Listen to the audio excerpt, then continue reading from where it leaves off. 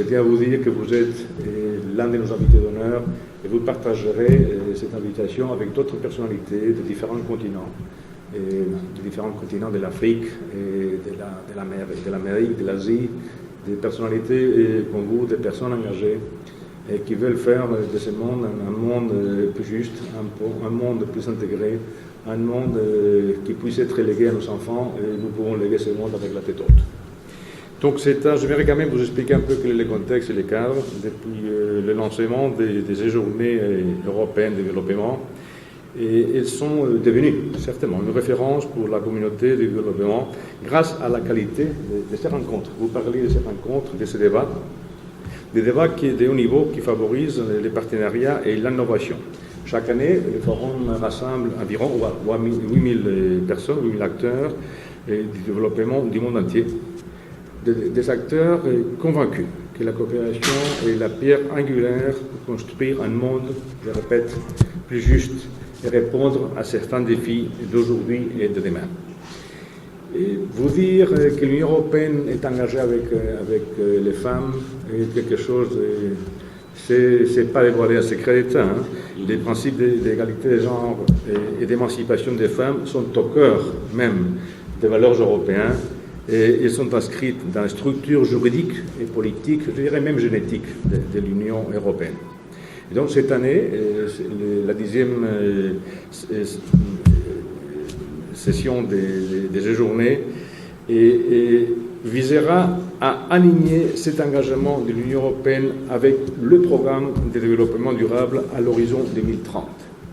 Cette édition donc se focalisera sur le rôle crucial des femmes et la nécessité de leur entière et égale participation à la mise en œuvre des objectifs de développement durable. Je ne sais pas si vous avez eu le temps de lire le journal ces derniers jours, mais il y a une enquête qui a été publiée par le service des statistiques du gouvernement du Sénégal, dans laquelle on a constaté que sur les 15 millions et quelques Sénégalais, il y a 50,8% de femmes et 49,2% d'hommes. Donc, voilà, nous sommes en minorité, il faut qu'on accepte ça aussi. Donc, mais afin de parvenir à l'égalité des genres et d'autonomiser toutes les femmes et les filles du monde entier, les efforts collectifs de l'ensemble de la communauté internationale sont essentiels. Donc, Monsieur le conseiller, depuis de nombreuses années, vous militez activement en faveur des droits de l'homme, de la réduction des inégalités et de la lutte contre la famine en Afrique et dans le monde, liant votre engagement personnel à celui d'ambassadeur de bonne volonté de l'UNICEF, titre que vous portez déjà depuis pas mal d'années. En plus, grâce à votre fondation active au Sénégal, de nombreuses jeunes filles bénéficient chaque année d'une bourse qui leur permet d'entreprendre des études. Pas tout le monde fait ce type de geste et nous tenons à l'apprécier et à vous en remercier. Mais en même temps, vous êtes un chanteur, vous êtes un artiste, vous êtes un chanteur engagé. Et vous chantez des choses, vous transmettez des messages à travers vos chansons, et vous chantez également les femmes. J'ai ici une référence, une chanson qui s'appelle, j'espère le dire correctement, Jigen Ni. Voilà, les femmes. Une chanson par laquelle vous dénoncez les violences faites aux femmes. Donc vous chantez, mais vous chantez aussi des messages de paix, de concorde, de cordialité. Et voilà, c'est pour ça que vous êtes un invité d'honneur de l'Union européenne à ces événements.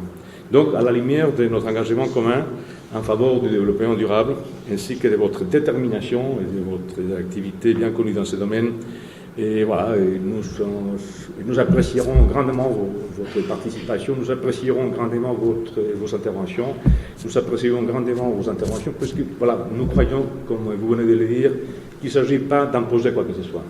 En termes de culture, en termes de société, nous sommes, le partage est la seule façon d'avancer. Et personne ne peut se donner le droit d'imposer quoi que ce soit à quelqu'un d'autre. Chaque société a le droit d'évoluer en soi. Et nous avons tous un passé, un présent, et nous avons tous un avenir. Et ce passé et cet avenir doit se construire sur la base de ce que nous sommes. Et ces discussions nous espérons fructueuse, et éventuellement cet événement musical, concert que vous nous annoncez aujourd'hui, ça sera fort intéressant, et nous sommes convaincus que de cette édition des journées de développement à Bruxelles sortiront de nouvelles idées, de bonnes idées qui vont nous permettre à tous de travailler ensemble dans le respect mutuel, et voilà, et pour chercher une transformation à l'échelle mondiale dans laquelle nous allons retrouver un avenir durable pour nous tous. Merci d'être ici aujourd'hui, merci à cette invitation. Et voilà, et à très bientôt.